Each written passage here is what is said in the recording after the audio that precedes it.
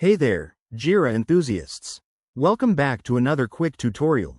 Today, we're tackling how to show subtasks in Jira board for 2025. If you're managing projects in Jira, you know how subtasks can make your workflow smoother by breaking down big tasks into manageable pieces. But sometimes, they just don't show up on your board, right? Don't worry. I'll walk you through the steps to get them visible in no time.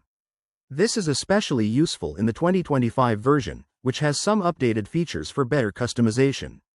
First things first, log into your Jira account and navigate to your project.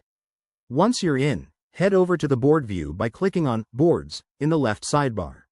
Now, click on the three dots in the top right corner of the board to open the menu, and select Board Settings. This is where the magic happens. In the board settings, look for the Columns or Card configuration section. Here, you'll want to enable subtasks.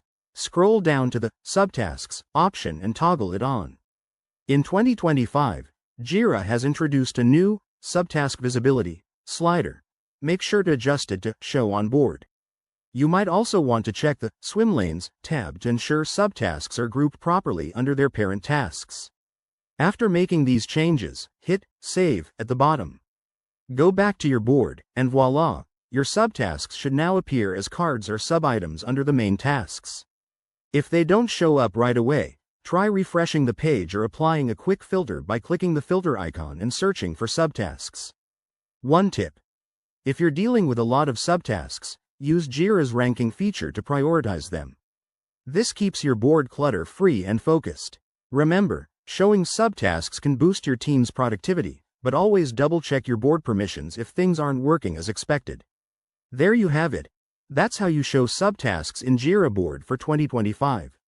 If this helped, give this video a thumbs up, subscribe for more tips, and drop a comment if you have questions. Thanks for watching, and I'll see you in the next one.